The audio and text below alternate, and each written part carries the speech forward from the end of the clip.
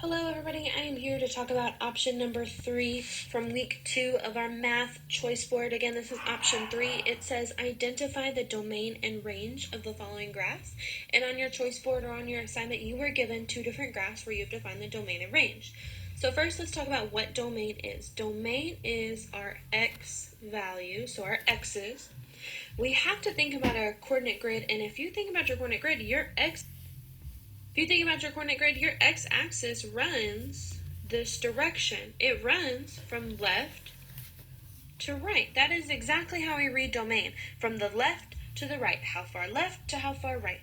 So we set up our domain as x's and our inequalities. You might say it goes to the left all the way to -3, and the furthest that it goes to the right is 7. So that is an example of a good domain. You would write it in inequality notation just like this. This is what your answer should look like. Domain, on the other hand, is our y's. And if you think about the y-axis on the coordinate grid, it goes just like this.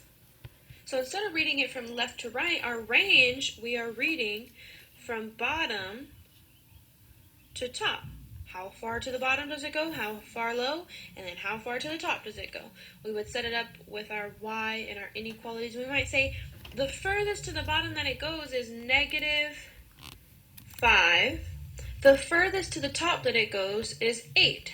This is a great range. This is what your answer should look like. I'm going to go ahead and do just a couple examples with you. That way you can look at these and rewatch them as many times as you need to help you with your assignment. Alright, so this is my first example. This is just like something that you have. The first thing I'm going to look at is my domain, and these are the x's. So I'm going to set it up with my x and my inequalities. Those will always be the same direction. And we're going to read it from left to right. So how far to the left does this graph go? It goes all the way over to here, which is at -4. All the way to the right, the furthest to the right that it goes is all the way over here to +2. So I would write my domain is from -4 to +2. The only thing we need to look at now is, do we need to add the line under our inequalities? In this case, it is touching 2 open circles, so we do not need to add the line underneath our inequality. We would only add the line if those circles were filled in and they were colored in. The next thing we have to do is determine our range. So I'm going to go ahead and change my colors. Our range is our y's. So we go ahead and get this set up, and our inequalities. And our y values, or our range, we are reading from bottom to top. So the furthest to the bottom that it goes is all the way down here to -3. The furthest to the top that it goes is all the way up here to +2. So I would say that my range is from -3 to 2. Then we have to worry about adding the lines underneath our inequality symbols. The bottom line down here is touching the graph. It is a solid line. So think about when we were graphing inequalities on option 1. If it's a solid line, I add the line underneath my inequality symbol. So over here, I have to add the line underneath that inequality.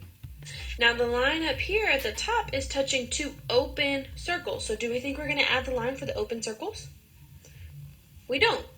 It should look with no line underneath our range. This is our answer for range. This was our answer for domain. You are done with this first example.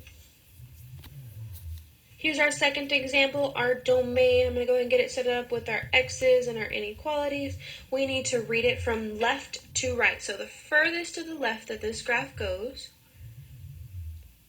is -2. The furthest to the right that this graph goes is +1. So I would write my domain from -2 to +1, and then we check if we need to add the lines underneath our inequalities. It is a closed-in circle on both sides where my lines are. So if it is a closed-in circle, we will add the lines underneath our inequalities. We got to make sure we are careful with that. This makes our answer right and wrong depending if you have those lines underneath. Then we look at our range. Our range is our y values. I can go ahead and set it up with my inequalities. And it is from bottom to top. How far low or how far to the bottom does it go? It goes to -3. Up to the top, the highest that it goes is +2. So I would write my ranges from -3 to +2, and we check for our lines. Again, this bottom one is touching a closed circle, so I add the line. The top one is touching a closed circle, so I add the line. This looks like example 2 on your math domain and range options, so go ahead and use this to help you. I have one last example for you. This is just to help you get thinking of any other problems that you might see in the future. Domain, x's, we are reading from left to right. The furthest to the left is -5. The furthest to the right is +4. So I would write my domain is from -5 to 4. And let's look for our lines. This one is a closed circle, so I have to add the line on this side. This one is an open circle, so I do not add the line underneath my other inequality. This is it for domain. Perfect answer. My range is my y's. I can go and get that set up with my inequalities, and I can read it from bottom to top. The furthest to the bottom that it goes is -3. The furthest to the top that it goes is +1. It goes from -3, +1. The -3 side is touching a closed circle, so I add the line underneath, but the 1 is touching an open circle, so I do not add the line. That's a perfect answer for range. Use this example to help you with option number 3 on week 2 of your math.